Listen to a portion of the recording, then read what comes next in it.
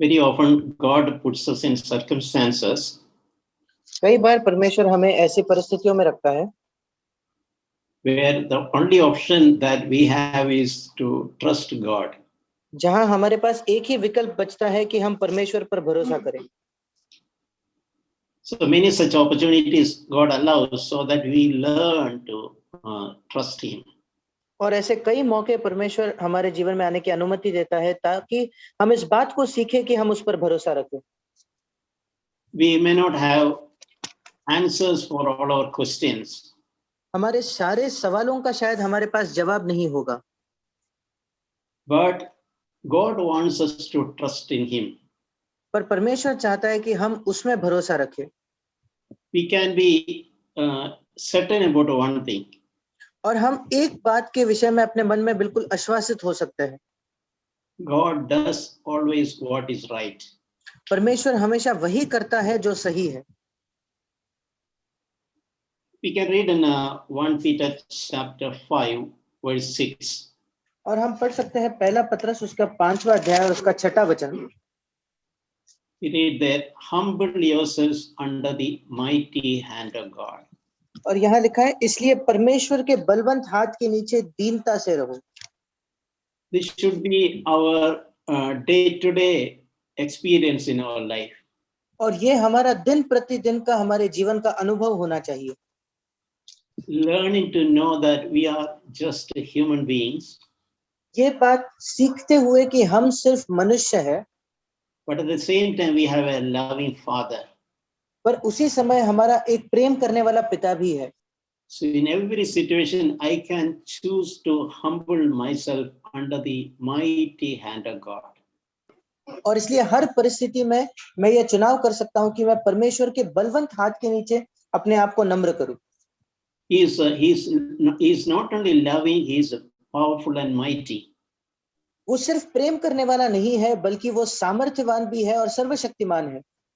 And that verse also encourages and reminds us that he may exalt us at a proper time. और वो वचन हमें ये प्रोत्साहन भी देता है कि वो उचित समय पर हमें ऊपर उठाएगा।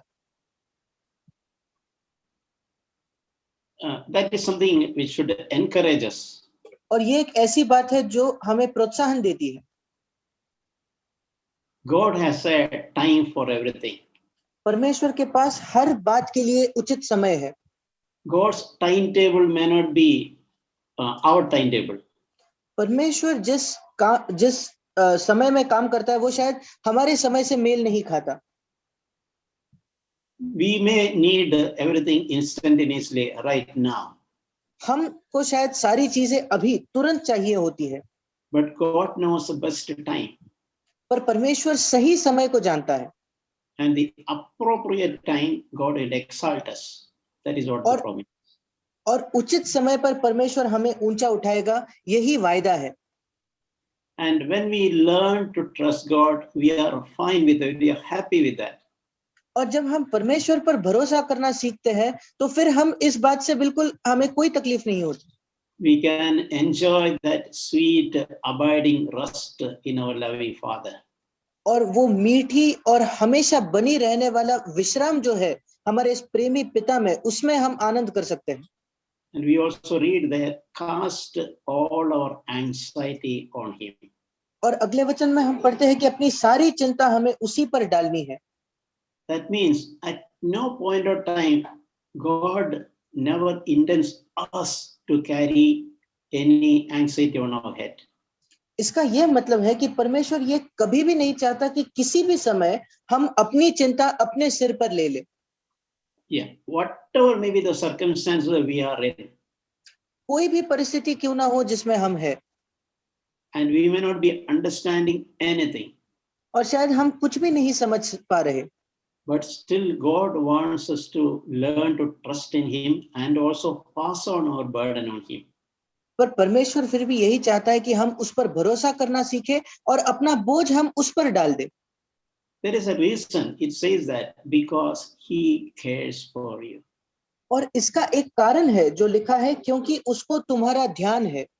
Yeah, if we are certain in our heart and if we know the heart of God that He cares for me, we can always practice casting all our burden upon Him.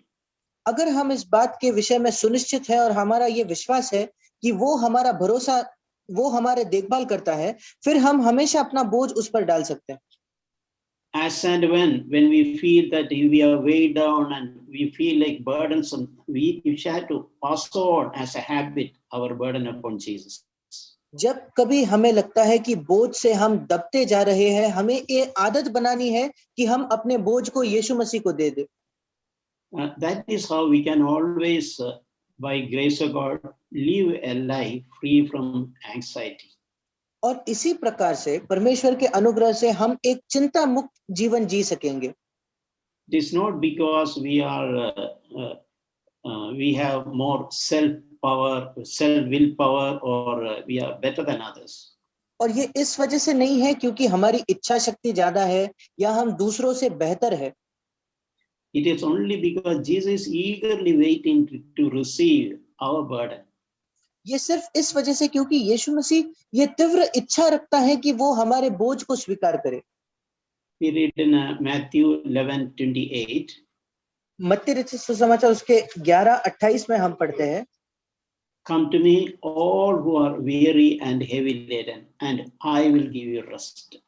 हे सब परिश्रम करने वालों और बोझ से दबे हुए लोगों, मेरे पास आओ, मैं तुम्हें विश्राम दूंगा.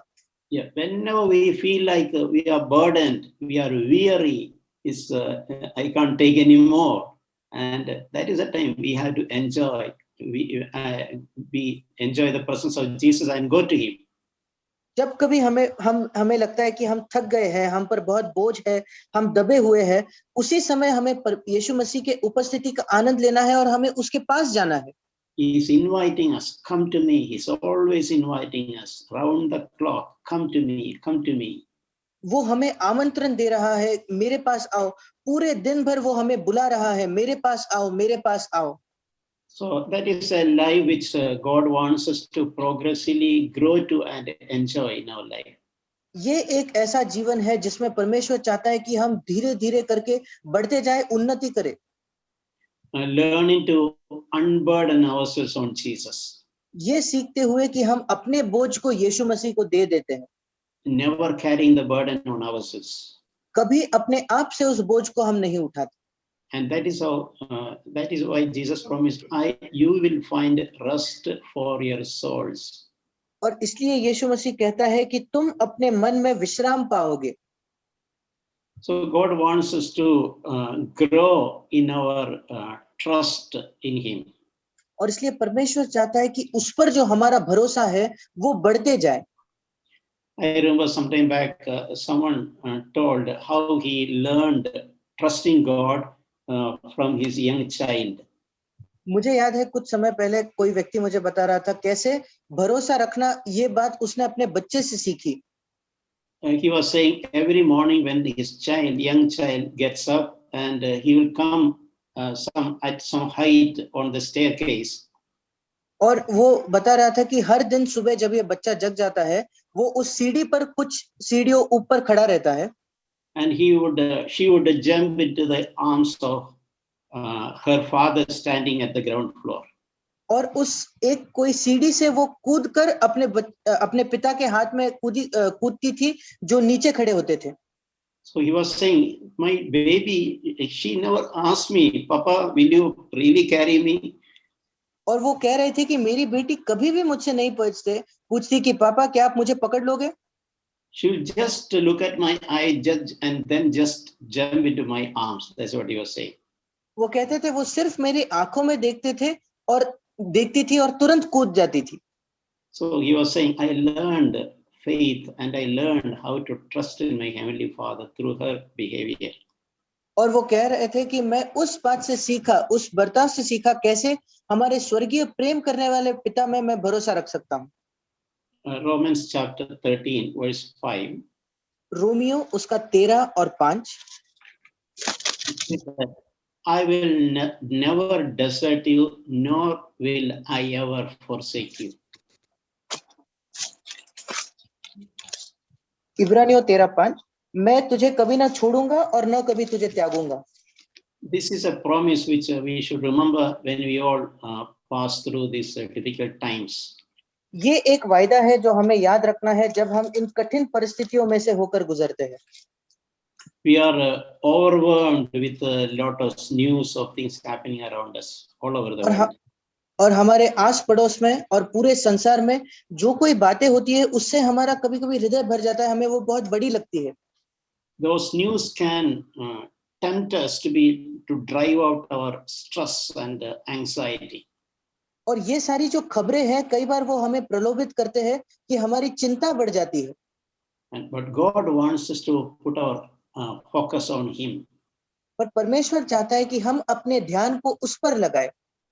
And remember His promises that I will never desert you, neither will I forsake you. और उसके वायदे को हम याद रखें कि मैं तुझे कभी ना छोड़ूंगा और न कभी तुझे त्यागूंगा. And He says that so that we can confidently say, the Lord is my helper, I will not be afraid.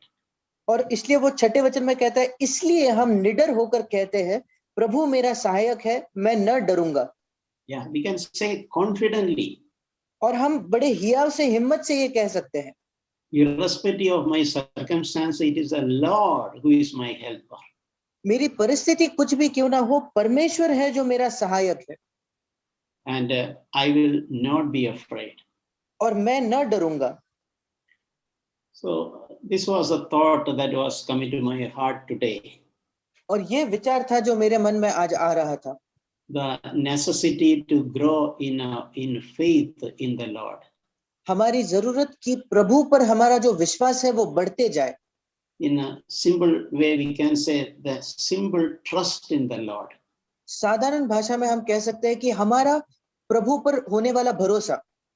And that is what will preserve us during these difficult times. और वही हमें इन कठिन परिस्थितियों में बनाए रखेगा, सुरक्षित रखेगा. And it is that our unchanging trust in the loving Father, it is that which will drive out fear from our lives. और हमारे प्रेम करने वाले पिता में हमारा कभी ना बदलने वाला भरोसा है जो हमारे जीवन से सारे भय को भगा देगा. Yeah, Jesus Christ is the same yesterday, today, and forever. यीशु मसीह कल, आज और युगानुयुग एक सा है. There is no change in Him. उसमें कोई बदलाव नहीं है. His promises are always certain and sure. उसके सारे वायदे बिल्कुल निश्चित है, वो जरूर पूरे होंगे. His word will change, things around will change, but there is no change in Jesus Christ. ये दुनिया बदल जाएगी, हमारे आस पड़ोस में सब कुछ बदल जाएगा, पर यीशु मसीह कभी नहीं बदलेगा. So in Hebrews 13:9, there is an expression written that which often encouraged me and challenged me. और इब्रानियों 13:9 में एक वाक्य है जो हर हमेशा मुझे प्रोत्साहन देता है और चुनौती देता है. He says that it is good for the heart to be strengthened by grace. यहाँ लिखा है क्योंकि मन का अनुग्रह से दृढ़ रहना भला है. Yeah. Our heart should be really cemented or strengthened in the grace of God. हमारा मन जो है वो परमेश्वर के अनुग्रह से बिल्कुल दृढ़ और मजबूत हो जाना चाहिए. And that is what will establish us and make us immovable during difficult times. और वही हमें बिल्कुल स्थापित कर देगा और कठिन समय में हम हिलेंगे नहीं. And Hebrews chapter 13 verse 35, Hebrews chapter 10 verse 35. और इब्रानियों 10 उसका 35 we read there, do not throw away your confidence which has a great reward. इसलिए अपना हियाव न छोड़ो क्योंकि उसका प्रतिफल बड़ा है. Yeah, means God understand the value of confidence. और परमेश्वर हमारे हियाव के मूल्य को जानता है. If we have no confidence, we will collapse. अगर हमारे पास कोई हियाव नहीं है तो हम गिर जाएंगे. Our confidence in the Lord is what will establish us. प्रभु में हमारा जो हियाव है वही हमें स्थापित करेगा. That is why it's do not take it light, do not throw away, do not despise the confidence. और इसलिए यहाँ लिखा है कि उसको हल्के में मत लो, अपने हियाव को मत छोड़ो, उसको तुच्छ ना जानो. Yeah, Following verse 38, we read that my righteous one shall live by faith. और उसके आगे 38 वचन में हम पढ़ते हैं, मेरा धर्मी जन विश्वास से जीवित रहेगा. This is often something which we should remind ourselves. और ये एक बात है जिसको बार बार हमें याद दिलानी है अपने आप को. I am going to live by faith. मैं विश्वास से जीने वाला हूँ. Not by sight. मैं जो देख पाता हूँ उससे नहीं. Not by I'm not going to live by what I see around us. मैं उस बात से नहीं जीना चाहता जो मैं मेरे आसपास देखता हूँ.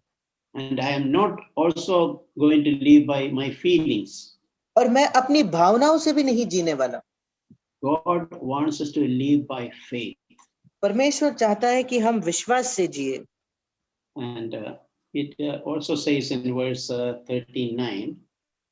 और 39 वचन में ये भी लिखा है, We are not of those who shrink back to destruction, but of those who have faith to the persevering of the soul. पर हम हटने वाले नहीं कि नाश हो जाए, पर विश्वास करने वाले हैं कि प्राणों को बचाए. There will always people who will find it hard to believe and who will shrink back from their faith. हमेशा हम ऐसे लोगों को देखेंगे जो विश्वास करना उनको कठिन जाता है और अपने विश्वास से वो पीछे हट जाते हैं. And we should never be in that group. और हमें कभी भी उस झुंड में नहीं होना है. But we should be among those who have faith to persevering of the soul. पर हमें उन लोगों के बीच होना है जिनके पास विश्वास है कि उनका प्राण बचाया जाए. And we read a passage in Mark chapter 4. और हम मरकुस उसके 4थे अध्याय में एक भाग को पढ़ते हैं. Here Jesus and disciples were crossing the sea in a boat. और यहाँ यीशु मसीह और उसके चेले एक जहाज में उस समुद्र को पार कर रहे थे. You can read that Mark 4:37 onwards. और हम उसको मरकुस 4 उसके 37 वचन के आगे पढ़ते हैं. So there arose a fierce gale of wind, and the waves were breaking over the boat so much that the boat was already filled up. तब बड़ी आंधी आई और लहरें नाव पर यहाँ तक लगी कि वो पानी से भरी जाती थी. And Jesus was sleeping. पर यीशु मसीह सो रहा था. And we can see the disciples were afraid and what he was telling Jesus. और हम देखते हैं कि शिष्य कैसे डर गए और वो यीशु मसीह को जाकर क्या कहते हैं. Teacher, do you not care that we are perishing? हे गुरु, क्या तुझे चिंता नहीं कि हम नष्ट हुए जाते. And Jesus got up and rebuked the wind and said to the sea, hush, be still. और यीशु मसीह उठकर उसने उस आंधी को डांटा और पानी से कहा, शांत रह, थम जा. And the wind died down and became perfectly calm. और आंधी थम गई और बड़ा चैन हो गया. And Jesus rebuked his disciples. और यीशु मसीह ने उसके शिष्यों को डांटा. Why are you afraid? तुम क्यों डरते हो? Do you still have no faith? क्या तुम्हें अब तक विश्वास नहीं? So what we understand from this incident? और इस घटना से हम क्या सीखते हैं? When Jesus is in our boat, can there be a storm? जब यीशु मसीह हमारे जहाज में हो तो क्या हमारे जीवन में आंधी आ सकती है? And when Jesus is in the boat, can some of the sea wave water can bring some of the water inside our boat? और जब यीशु मसीह हमारे नाव में है तो क्या समुद्र का पानी हमारे नाव के अंदर आ सकता है? It all can happen. ये सब हो सकता है. But a boat where Jesus is will never be sunk in sea. पर एक नाव जिसमें यीशु है वो कभी उस समुद्र में डूबेगी नहीं. Meaning we may experience some storm, some difficulties. इसका मतलब हम कुछ आंधियों का, कुछ कठिनाइयों का सामना जरूर करेंगे. When we fly sometime, the captain will announce we are passing through turbulence, so please tie up your belts. और जब हम एरोप्लेन में जाते हैं तो कई बार वो कैप्टन कहता है कि हम कुछ गड़बड़ी में से जा रहे हैं, इसलिए अपने सीट बेल्ट को आप बांध लो। So we can see the noise of everyone quickly tying their belt. और हमको Seat. तुरंत आवाज आता है कि सब लोग अपने सीट बेल्ट लगा रहे हैं। So sometimes the plane will shake when it is passing through that turbulence. और उस टर्बुलेंस से, उस गड़बड़ी से जाते वक्त कई बार वो प्लेन जो है वो हिलता है। So after that everything calm again. और उसके बाद वापस सब कुछ शांत हो जाता है। So we may have some turbulent times, short times of turbulence in our life. और इसलिए हमारे जीवन में भी थोड़े गड़बड़ी के समय हो सकते हैं। We may have to buckle the seat belts. और तब शायद हमें अपना सीट बेल्ट लगाना पड़े। But the calm will prevail. पर उसके बाद वो शांति आएगी। So two things Jesus is saying. Why he was concerned why they were afraid. और यहाँ दो बातें यीशु कहता है, उसको ये चिंता थी कि वो क्यों डर गए। Meaning Jesus was concerned, he was interested that their lives were more and more free from fear. इसका मतलब यीशु मसीह को ये बात चाहिए थी कि उनका जीवन अधिक अधिक करके डर से मुक्त होते जाए। That is a progression. Nobody can say that overnight I became, my life is completely free from all kind of fear. और ये धीरे धीरे होने वाली उन्नति या विकास है। कोई भी नहीं कह सकता कि एक रात में मेरे जीवन से सारा डर निकल गया। But God wants us to lead us to a life increasingly free from fear. पर परमेश्वर चाहता है कि हम एक ऐसा जीवन जिए जो धीरे धीरे करके अधिक मात्रा में भय से मुक्त हो। And that happens when we are and our faith becomes stronger and stronger in the Lord. और ये तभी होता है जब हमारा प्रभु में जो विश्वास है वो और दृढ़ और मजबूत होते जाता है। In other words, faith and fear will not coexist. दूसरे शब्दों में कहे तो विश्वास और डर ये एक साथ नहीं रह सकते। When there is faith, there will not be any fear. जब विश्वास है तो कोई भी डर नहीं होगा। So that is why we have to increase our faith so that fear will automatically disappear. इसलिए हमें अपने विश्वास को बढ़ाना है जिससे करके डर अपने आप चले जाएगा। And we need not fight against fear. When we have faith, the fear will be dispelled, it will disappear.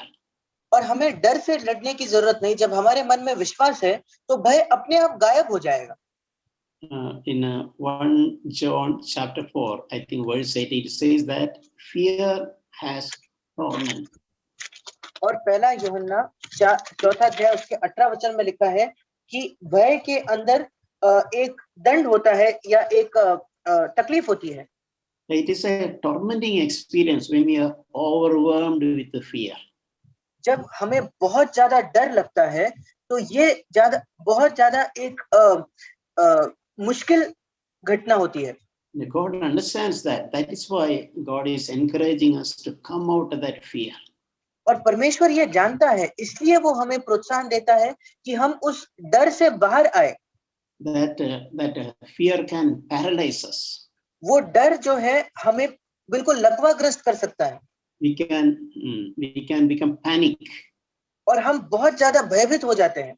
So it should be our desire and our prayer that our life is more and more free from the spirit of fear. और ये हमारी इच्छा होनी चाहिए और प्रार्थना होनी चाहिए कि और अधिक मात्रा में हमारा जीवन डर से मुक्त हो। The one way to become free from fear, the more we grow stronger in faith in the Lord, the more fear will disappear from our life. और डर से छुटकारा पाने का एक मार्ग ये है कि जितना हम प्रभु में अपना भरोसा और विश्वास बढ़ाएंगे उतना ज्यादा भय हमारे जीवन से चले जाएगा। And we should not be discouraged saying that our faith is very small. और हमें ये बात सोचकर निराश नहीं होना है कि हमारा विश्वास बहुत कम है। Jesus himself said, if your faith is like a mustard seed, that can do great things. और यीशु मसीह ने खुद कहा कि अगर तुम्हारा विश्वास एक राई के दाने के समान हो तो उससे बड़ी बातें अब हो सकती है। And disciples told Jesus, Lord, please increase our faith. और शिष्यों ने भी प्रभु से कहा कि यीशु से कहा कि प्रभु हमारे विश्वास को बढ़ाइए। So that means faith is something which can be increased. God can help us to increase our faith in Him. इसका ये मतलब है कि विश्वास ऐसा है जो बढ़ सकता है। परमेश्वर हमारी सहायता कर सकता है कि हमारा उसमें जो विश्वास है वो बढ़ जाए। We should never be discouraged saying that, oh, I have very little faith, somebody else has more faith. हमें कभी ये सोचकर निराश नहीं होना है कि मेरे पास तो बहुत कम विश्वास है, किसी और व्यक्ति के पास ज्यादा विश्वास है। We all can grow in faith. Our faith can be increased. हम सब विश्वास में बढ़ सकते हैं, हमारा विश्वास बढ़ सकता है। You know, Bible says that faith comes by hearing, and hearing comes from the word of God. Hearing. और बाइबल बताती है कि विश्वास परमेश्वर का मसीह का वचन सुनने से और उसका वचन सुनने से बढ़ता है। That is why it is important that we regularly read the Bible and meditate God's word. और इसलिए ये बहुत जरूरी है कि हम नियमित तौर पर हर दिन को बाइबल पढ़ते हैं और उस पर मनन करते हैं। That will help to know God more, and our faith in Him will increase. वो हमारी सहायता करेगा कि हम परमेश्वर को और पहचानेंगे और उसमें जो हमारा विश्वास है वो बढ़ेगा। We will understand the character of God. हम परमेश्वर के चरित्र को समझ पाएंगे। And we can understand how He is trustworthy. और हम देख सकते हैं कि वो कैसे विश्वास योग्य है। And how we can put our confidence in Him. और कैसे हम अपने विश्वास को, अपने हियाव को उसमें रख सकते हैं। Yeah, Bible says that God will never test us beyond our ability. Bible हमें बताती है कि परमेश्वर कभी हमारे सामर्थ्य से ज्यादा हमारी परीक्षा नहीं होने देगा। So that is some promise we can trust. और ये एक वायदा है जिसमें हम भरोसा कर सकते हैं। Our trials and testing cannot go beyond our ability which God has granted us. हमारी जो परीक्षाएं हैं वो कभी हमारे सहने से बाहर या हमारी क्षमता से बाहर नहीं जाएंगे। God always provide a way of escape at the right time. और परमेश्वर हमेशा सही समय पर एक निकास का भी मार्ग बनाएगा। When I read this, I always remember the pressure cooker, how the pressure cooker works. और जब कभी मैं इसको पढ़ता हूँ मुझे हमेशा प्रेशर कुकर कैसे काम करता है वही याद आता है। Pressure cooker is designed to have some pressure, to use that pressure to cook food. और प्रेशर कुकर को ऐसा बनाया जाता है कि उसके अंदर वो प्रेशर, वो दबाव बनाया जाए जिससे कि खाना पक जाए। So some level of pressure, it has a purpose, it is necessary, it is needed. और कुछ मात्रा में वो जो दबाव है, वो जो प्रेशर है वो जरूरी है, उसकी आवश्यकता है। But that pressure exceeded, the wall will be lifted and the pressure will be released. पर अगर दबाव उस सीमा से अधिक बढ़ जाता है फिर वो सीटी जो है वो ऊपर आके वो पूरा दबाव कम हो जाएगा। That is how God always provide a way of escape for us. और ऐसे ही परमेश्वर हमेशा हमारे लिए एक निकास का, एक छुटकारे का मार्ग देगा। None of us will get crushed under any trials. हम में से कोई भी किसी भी परीक्षा के नीचे कुचले नहीं जाएंगे। We read in 2 Timothy chapter 1 verse 7. दूसरा तिमोथी उसके पहले अध्याय के 7 में हम पढ़ते हैं। This is one of my favorite verse. ये मेरा सबसे पसंदीदा वचनों में से एक है। God has not given us a spirit of fear, but of power and of love and of sound mind. परमेश्वर ने हमें भय की नहीं पर सामर्थ और प्रेम और संयम की आत्मा दी है। I had seen myself as a person who is by nature very fearful. और मैं अपने स्वभाव से बहुत डरने वाला व्यक्ति था। But when I was saved and I started knowing God, God started to do a work in my life. पर जब मेरा उद्धार हुआ और जब मैंने प्रभु को जाना तो परमेश्वर ने मेरे जीवन में एक काम करना शुरू कर दिया। And many of my fear, the power of fear, I started getting freedom. और कई जो मेरे भय होते थे, मेरे डर थे, उससे मुझे छुटकारा मिलने लगा। So one of the scripture portion which helped me tremendously is 2 Timothy chapter 1 verse 7. और एक परमेश्वर के वचन जिसने मेरी बहुत ज्यादा सहायता की वो है 2 Timothy 1:7, It gave me such light and strength. जिसने मुझे इतनी ज्योति और सामर्थ दिया। One thing I realized, God has not given me a spirit of fear. एक बात जो मैं समझ गया, परमेश्वर ने हमें भय की आत्मा नहीं दी है। In other words, God will not give me a spirit of fear. दूसरे वचनों में परमेश्वर कभी भी मुझे भय की आत्मा नहीं देगा। So when I wrote, this thought also came to me, God has not given me the spirit of fear. From whom it is coming. और जब मैंने इसको पढ़ा तो मेरे मन में और एक विचार भी आया, अगर परमेश्वर ने मुझे ये भय की आत्मा नहीं दी है तो यह भय किससे आ रहा है।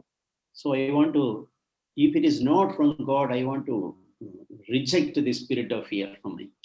अगर ये परमेश्वर की ओर से नहीं है तो इस भय की आत्मा को मैं बिल्कुल इनकार कर निकाल देना चाहता हूँ। We can all pray sincerely, whichever situation we are in.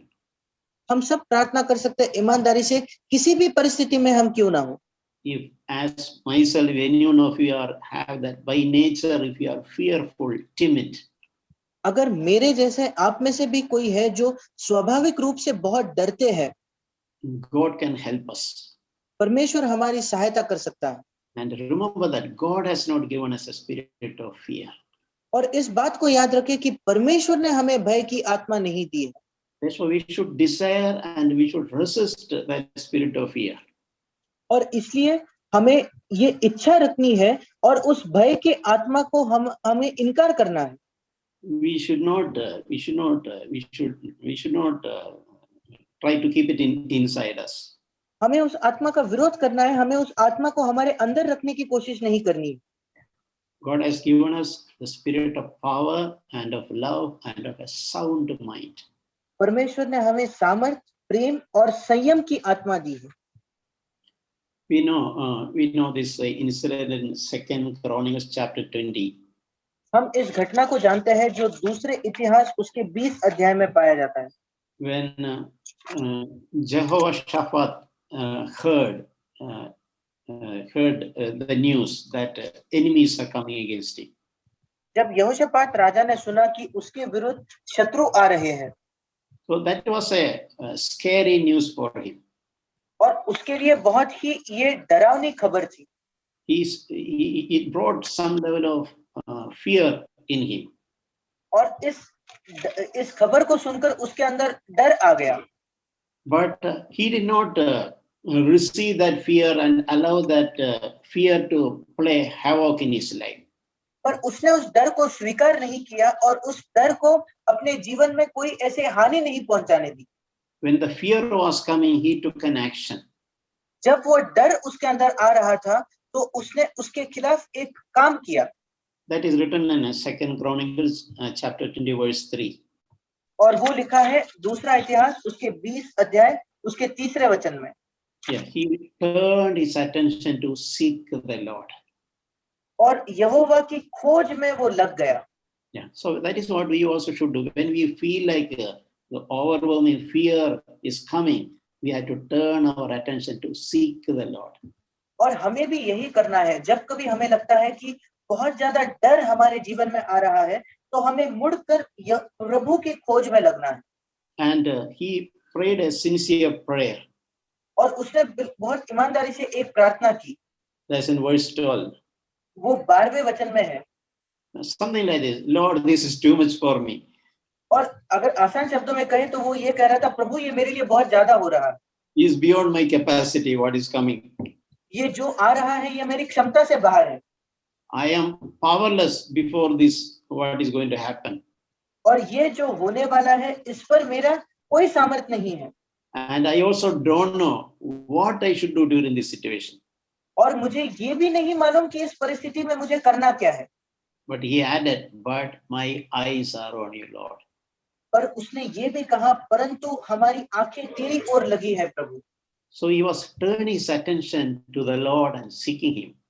और वो अपना जो ध्यान है वो प्रभु की ओर लगा रहा था और वो प्रभु को खोज रहा था। So that is what we all should do as a practice. When we try, when the fear is trying to overwhelm us, we have to turn our attention to Jesus. और यही हम सबको भी करना है, इसकी आदत डालनी है। जब कभी हमारे अंदर डर आता है तो हमें अपनी आंखों को मोड़कर यीशु मसीह की ओर लगाना है। You know, in that situation, the Lord took over control.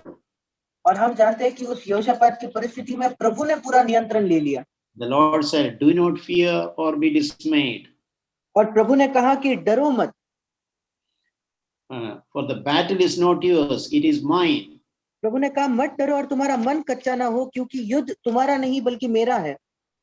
Yeah, so that's what happened when fear is we feel like fear is coming. When we turn our attention on the Lord, और यही होता है जब कभी भय आएगा और अगर हम अपने ध्यान को प्रभु की ओर लगाए तो the Lord will take over the situation.